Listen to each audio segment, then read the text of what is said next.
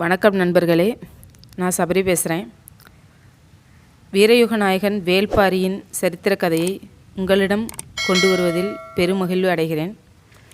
மூவேந்தர்கள் ஆட்சி செய்த இந்த தமிழகத்தில் தன் கொடையால் புகழ் பெற்ற குறுநில மன்னன் கடையெழுவல்லர்களின் ஒருவரான முல்லைக்கு தேறி இந்த பாரியின் சிறப்புகள் எண்ணிலடங்காதது. நாம் எல்லாம் நினச்சிட்ருக்கோம் பாரி கொடையில் தான் சிறப்பு பெற்றவர் அப்படின்னு. ஆனால் அப்படி கிடையாது. பாரி வீரத்திலையும் மிக்க சிறப்பு பெற்றவர். பல போர்களில் வெற்றி பெற்ற சேர சோழ பாண்டிய மூவேந்தர்களை தட்டியங்காட்டு போரில் தன் சிறு படையினை கொண்டு தோற்கச் செய்த வேல்பாரியின் கதை தமிழர்கள் அனைவரும் அறிய வேண்டியது. தட்டியங்காட்டு போரில் மட்டுமே மூவேந்தர்கள் ஒரு சேர தோற்றனர். தமிழக வரலாற்றில் அதற்கு முன்பும் பின்பும் நிகழாத வீர சரித்திரம் இது. ஆசிரியர் வெங்கடேசன் குறிஞ்சி நிலத்தின் இயற்கை அழகோடு இச்சரித்திர காவியத்தை படைத்துள்ளார். மூவேந்தர்கள் இறுதியில் துரோகம் மூலம் பாரியை வீழ்த்தினர். வீரயுக நாயகன் வேல்பாரியின் கதை ஆனந்த விகடன் நாளிதழில் வாரந்தோறும் வெளிவந்தது. 111 அத்தியாயம் கொண்டுள்ளது. இந்த கதையை இத்தலத்தின் மூலம் உங்ககிட்ட கொண்டு வருவதில் ரொம்ப மகிழ்ச்சி. வாருங்கள் நண்பர்களே, பரம்பு மலையின் இயற்கை வழி பயணிப்போம். அத்தியாயம் 1. குதிரை பூட்டிய தேரை ஓட்டி வரும் ஆதன் என்பவனிடமிருந்து கதை தொடங்குது. அன்று அதிகாலை அத்தேர் பயணம் அருகநாட்டு சிறுகுடி மன்னனான செம்பனின் மாளிகையிலிருந்து புறப்படுகிறது. அதற்கு முந்தின நாள் வரைக்கும் அந்த தேரை ஓட்டி வந்தவன் பேர் நாகு. ஆதனிடம் அவன் தேரை ஒப்படைக்கிறான். ஆதன் நாகுவிடம் கேட்குறான், நான் நாளைக்கு அழைத்து செல்பவர் மன்னருக்கு உறவா அப்படின்ட்டு. அதற்கு நாகு என்ன பதில் சொல்கிறான்னா, மன்னர் என்கிட்ட என்ன சொன்னார்னா, நானே அவரின் அடிமை அப்படின்னு சொல்லியிருக்காரு அப்படின்னு நாகு ஆதனிடம் தெரிவிக்கிறான். இவ்வளோ சிறப்பு வாய்ந்தவர் ஏன் அப்புறம் தனியாக வராரு அப்படின்னு ஆதன் கேட்க, அதற்கு நாகு, பெரும் படையுடன் மன்னரே தேரை ஓட்டி வர எத்தனித்தார். ஆனால் இவர் மறுத்ததால் நான் தேர் ஓட்டி வரும்படி ஆகிவிட்டது அப்படின்னு நாகு ஆதன்ட்ட தெரிவிக்கிறான். மன்னர்களே ஆள்றாரே, இவருடைய பெயர் என்ன அப்படின்னு ஆதன் நாகுகிட்ட வினவ, அதற்கு நாகு, இவர்தான் பெரும்புலவர் கபிலர் அப்படின்னு சொல்கிறான். அந்த பேரை கேட்டதுலேருந்து ஆதனுக்கு ஒரே பரபரப்பாயிடுச்சு. அன்று இரவு முழுவதும் அவன் தூங்கவில்லை. பொழுது விடியுது. பதற்றம், தூக்கமின்மை இதெல்லாம் பெரும்புலவர் கபிலர்கிட்ட காட்டாமல் அவரை வணங்கினான் ஆதன். அவன் வணங்கிட்டுருக்கிறப்பவே கபிலர் அந்த தேரினுடைய குதிரையை தடவி கொடுத்தவாறு மயிலுக்கும் குதிரைக்கும் அழகு கழுத்தில் இருப்பதாக சொல்கிறாரு. என்ன ஊமை பாருங்க. ஆதன் தேரை செலுத்த ஆரம்பிக்கிறான். அந்த பயணத்தினுடைய அதிர்வு கபிலர் அறியா வண்ணம், கபிலரை தாக்கா வண்ணம் செலுத்துகிறான். இவங்க எங்கே பயணம் போகிறாங்க அப்படின்னா, நம்ம கதையின் நாயகன் பாரியை சந்திக்க கபிலர் போகிறாரு. அதற்கு தேரோட்டிட்டு வந்தவன் தான் ஆதன். இவங்க பச்சை மலை தொடரின் முன்னால் இருக்கும் வேட்டுவன் பாறையை வந்தடைகிறார்கள். அந்த இடத்துக்கு வந்தவுடனே ஆதன் கபிலர்கிட்ட, நீங்கள் இந்த பச்சை மலை வழியாக சென்றால் நீங்கள் பாரி ஆட்சி செய்யும் பரம்பு மலையை எளிதில் அடையலாம் அப்படின்ற தகவலை கபிலர்கிட்ட சொல்கிறான். கபிலர் தேர்லேருந்து இறங்குறாரு. எதையும் யோசிக்காமல் மலை ஏற தொடங்குறாரு. ஆதனுக்கு ஒரே வியப்பு. இவ்வடர்வனம் எப்படி இருக்குன்னு தெரியாது இவருக்கு. இங்கேருந்து பாரி ஆட்சி செய்கிற இடத்துக்கு எவ்வளவு தொலைவுன்னு தெரியாது, எவ்வளவு நாட்கள் ஆகணும்னு தெரியாது. இவர் எந்த தைரியத்தில் தனியாக போகிறாரு அப்படின்னு வியந்து போய் நிற்கிறான். ஆனால் இவனை திரும்பி பார்க்காம கபிலர் நடக்க ஆரம்பிக்கவும் இவன் அந்த இடத்த விட்டு நகர்றான். கபிலர் நடக்க ஆரம்பிச்சிட்டாரு காட்டு வழியே. இப்போ நடந்துட்டுருக்கப்போ கொஞ்சம் தூரம் நடந்த உடனே இவர் நடக்கிற பாதையை நோக்கி கையில் வேல் கம்போடு ஒரு இளைஞர் கபிலர் கடந்து போகிறான். கடந்து போகையிலேயே கபிலர்கிட்ட கேட்குறான், நீங்கள் யார் அப்படின்ட்டு கேட்குறான். அதுக்கு வந்து கபிலர் என்ன பதில் சொல்கிறாருன்னா, நான் கபிலர் அப்படின்னு சொல்கிறாரு. உடனே அந்த இளைஞன் சொல்கிறான், நான் உங்கள் பேரை கேட்கல, நீங்கள் யார் அப்படின்னு தான் கேட்டேன் அப்படின்னு வந்து அந்த இளைஞன் சொல்கிறான். அவனுடைய கூற்றை கேட்டு கபிலருக்கு ரொம்ப தடுமாற்றமாயிடுச்சு. மூவேந்தர்கள் மூவரும் நம்மளை ஆராதிக்கிறாங்க, தமிழ் நிலமெங்கும் நம்மளை தெரியுது, அப்படிப்பட்ட தன்னை யாருனே ஒரு இளைஞனுக்கு தெரியலையே அப்படிங்கிற அந்த ஒரு எண்ணம் தான் கபிலரின் தடுமாற்றத்திற்கு காரணமாக இருக்குது இந்த இடத்துல. உடனே அவனுக்கு புரிகிற மாதிரி சொல்லலாம் அப்படின்ட்டு, நான் புலவன் அப்படின்னு கபிலர் சொல்கிறாரு. அதற்கு அந்த இளைஞன் என்ன சொல்கிறான்னா, பாணர் குலமா அப்படின்னு கேட்குறான். கேட்டுட்டு நிற்கல, அவன் நடந்துக்கிட்டே இருக்கான்.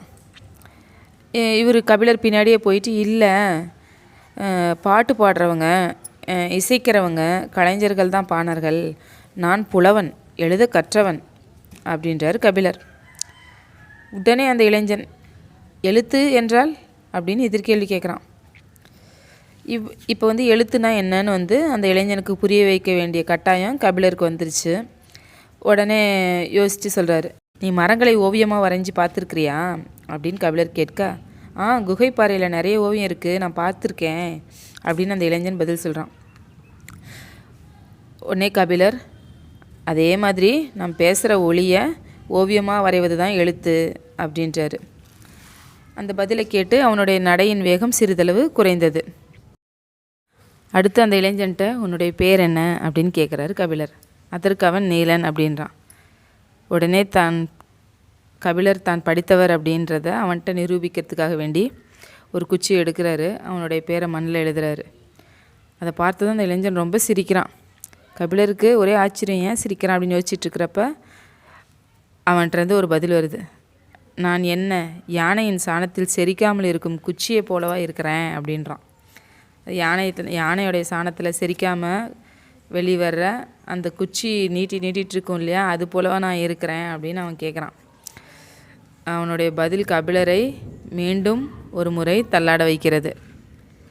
அவனுடைய பதில்னால நீலனை ரசிக்க தொடங்கினார் கபிலர். அடுத்தது, உனக்கு மனமாகி விட்டதா அப்படின்னு அடுத்த கேள்வியை நீலன்ட்ட கபிலர் கேட்குறாரு. அதற்கு நீலன் வந்து, இல்லை சீக்கிரம் நடக்கும், நான் என்னுடையவளை பார்த்து விட்டு தான் வருகிறேன் அப்படின்றான். கபிலர் உடனே, உன்னுடையவள் எங்கே இருக்கிறாள் அப்படின்னு கேட்குறாரு. அதற்கு நீலன் வந்து, அதோ அந்த மலையின் பின்புறம் இருக்கிறது அவளது குடில் அப்படின்னு சொல்கிறான். அந்த மலைக்கு பின்புறமா அப்படின்னு கபிலர் கேட்குறாரு. அவர் கேட்குறதே அவங்க நின்றுட்டு இருந்த இடத்துல இருந்து அந்த குடில் இருக்கிற இடத்துக்கு உண்டான தொலைவை அவருடைய சொல்லின் நீளம் அங்கு காட்டுகிறது. தினமும் அந்த இடத்துக்கு போய் வருவியா அப்படின்றார் கபிலர். தினமும் 2 முறை சென்று வருவேன் அப்படின்னு நீலன் சொல்கிறான். அவனுடைய பதிலில் வந்து அவன் மீதான ஈர்ப்பு கபிலருக்கு அதிகமாகியது. அவன் தினமும் 2 முறை போய் வருவது கபிலருக்கு எப்படி தோன்றுதுன்னா, ஒரு ஊஞ்சலை போல் இரு குன்றுக்கும் இடையில் தினமும் ஆடுபவனை போன்ற கற்பனை கபிலரின் எண்ணத்தில் உருவாகிறது. பெண்ணின் இதழ் இவ்வளவு சுயேறி இருக்கிறதே எப்படி அப்படின்னு அந்த இளைஞன் கபிலர்கிட்ட கேட்குறான். பதில் வரல. உடனே அடுத்த கேள்வி, உங்களுக்கு மனமாகி விட்டதா அப்படின்னு நீலன் கேட்குறான். ஊஞ்சலில் தான் ஏற்றப்படுவதை கபிலர் உணர்கிறார். இல்லை, எனக்கு இன்னும் மனமாகவில்லை அப்படின்றார் கபிலர்.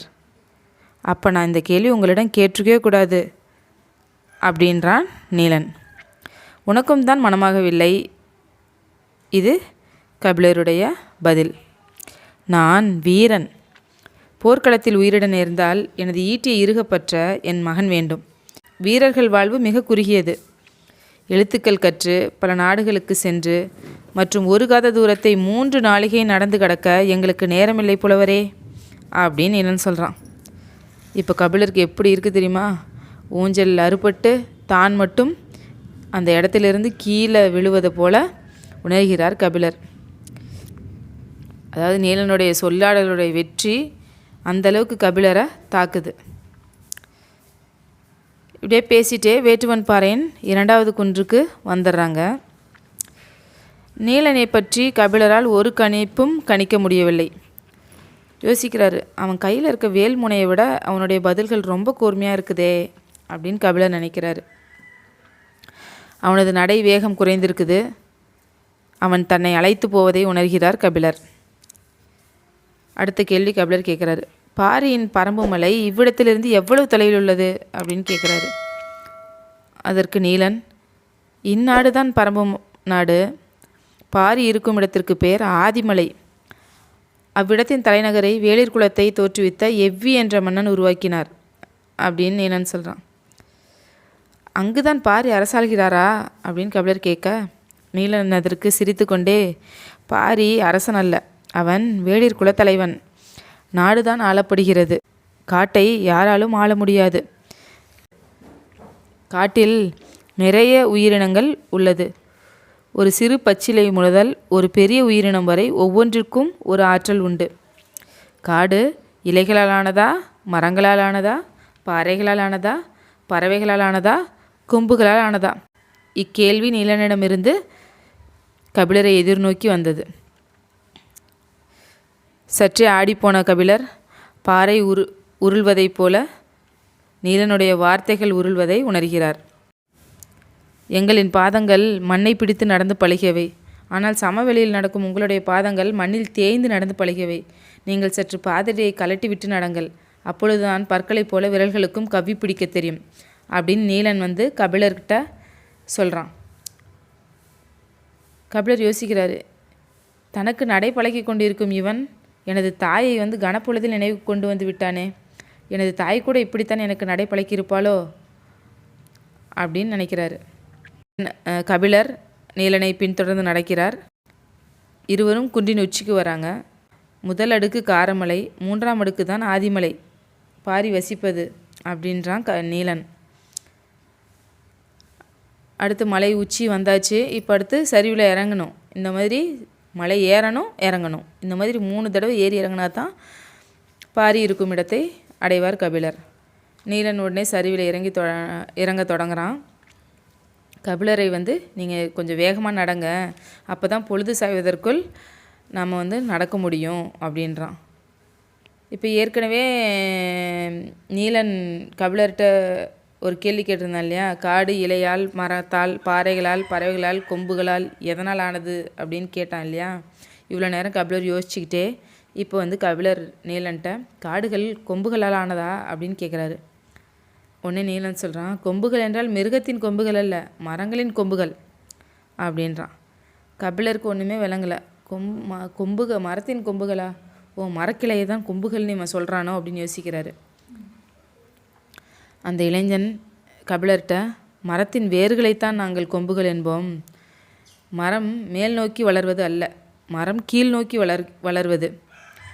அதாவது அந்த கொம்பின் உதவி கொண்டு தான் இறுகிய மண், பாறை இதெல்லாம் பிளந்து உள் செல்லும் ஆற்றல் பெற்றது மரம்.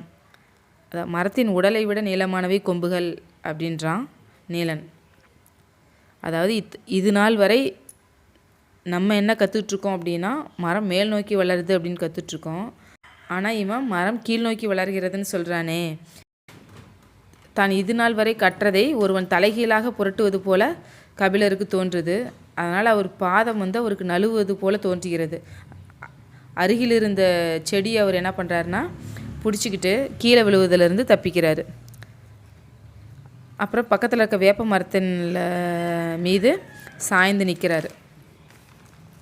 அடுத்து அவருக்கு இப்போ ஏறி களைப்படைந்துட்டார். சிறிது நேரம் நிற்க வைக்கணும் இல்லையா, அதனால் அந்த வேப்ப மரத்தில் சாஞ்சிட்டு அப்படியே கீழே பார்க்குறாரு. வேப்பம்பூலாம் செதறி இருக்குது.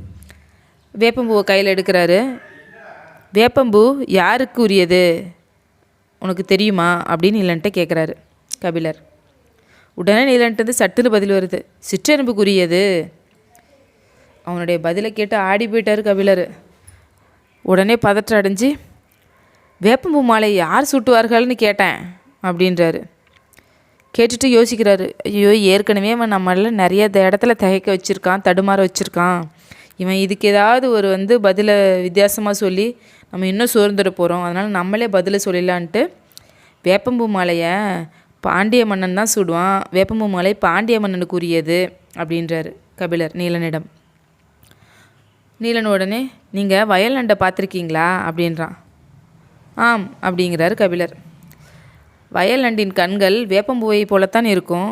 உங்கள் பாண்டிய மன்னன் வயல் நண்டை மாலையாக அணிவானா அப்படின்னு சிரிச்சிட்டே கேட்குறான் நீலன். கபிலர் அவனுடைய அந்த கேள்வியில் ரொம்ப நிலக்குழிஞ்சு போயிடுறாரு. மூவேந்தர்களில் ஒருவனான பெருமேந்தனான பாண்டியனை ஒரு வீரன் இவ்வளவு தாழ்த்தி பேசுகிறானே, இது அறம் அல்லவே அப்படின்னு யோசிக்கிறாரு. ஆனாலும் அவர் புலவர் இல்லையா. நீலன் வேப்பம்பூவை வயல் நண்டின் கண்களுக்கு உமையாக சொன்னது கபிலருக்கு ரொம்ப பிடிச்சிருச்சு. கன நேரத்தில் அவனுடைய அழகான ஓமையை கண்டு வியக்கிறாரு கபிலர். சரி, அடுத்து இவன் நம்மளை இந்த சொல்லாடலில் ஜெயிச்சிட்டே வரானே, இவனை எப்படியாவது தோற்கடிக்கணும் அப்படின்னு கடல் நண்டை பற்றி கேட்குறாரு. கடல் நண்டின் கண்கள் அப்படி இருக்காதா அப்படின்னு கபிலர் கேட்குறாரு. உடனே நீலன் என்ன சொல்கிறான்னா, நான் கடலையே பார்த்ததில்லையே அப்படின்றான். உடனே கபிலர் அவனை இறக்கணும் இல்லையா. மனிதர்கள் அனைவரும் தன் வாழ்நாளில் ஒரு முறையாவது கட்டாயம் கடலினை பார்க்க வேண்டும் அப்படின்றாரு. ஏன் பார்க்கணும் அப்படின்றான் நீலன். அது அவ்வளவு விரிந்து பறந்தது, அளவற்றது, அளக்க முடியாதது அப்படின்றாரு கபிலர். உடனே நீலன் என்ன சொல்கிறான்னா, எங்கள் பாரியின் கருணையை விடவா அது பெரியது அப்படின்றான். அந்த பதிலில் அப்படியே கபிலர் ஆடிட்டார். மனதுக்குள்ளார ரொம்ப சுருங்கி போயிட்டார். அத்தியாயம் 1 முடிந்தது. பிடித்திருந்ததா நண்பர்களே? வீரயுக நாயகன் வேல்பாரி. இந்த இதில் எனக்கு பிடிச்சிருந்ததுன்னு பார்த்தீங்கன்னா, ஆசிரியர் வெங்கடேசன் கபிலருக்கும் நீலனுக்கும் இடையில் ஒரு சொல்லாடல் வச்சுருக்காரு. கபிலர் ஒரு பெரும் புலவர், மெத்த கற்றவர். ஆனால் இளைஞனான வீரன் ஒரு படிக்காதவன், ஒரு அடர் வனத்துக்குள் இருக்கிற ஒரு வீர இளைஞன், அவ்வளவுதான். ஆனாலுமே கபிலரை அவன் சொல்லாடல் மூலம் வெற்றி அடைகிறதா இந்த அத்தியாயம் நிறைவடைகிறது. இது வரைக்கும் நம்ம சேனலை சப்ஸ்கிரைப் பண்ணாதவங்க கீழே இருக்க ரெட் கலர் சப்ஸ்கிரைப் பட்டனை ப்ரெஸ் பண்ணுங்கள். கூடவே பக்கத்தில் இருக்க பெல் ஐக்கானை கிளிக் பண்ணுங்கள். அப்போ தான் நம்ம போடுற வீடியோஸ் எல்லாமே நீங்கள் மிஸ் பண்ணாமல் பார்க்கலாம். இந்த வீடியோ உங்களுக்கு பிடிச்சிருந்ததுன்னா லைக் பண்ணுங்கள், கமெண்ட் பண்ணுங்கள், உங்கள் ஃப்ரெண்ட்ஸ்கிட்ட ஷேர் பண்ணுங்கள். அடுத்த அத்தியாயத்தில் மீண்டும் சந்திப்போம். பரம்பு மலையின் வழி மீண்டும் பயணிப்போம் நண்பர்களே. நன்றி.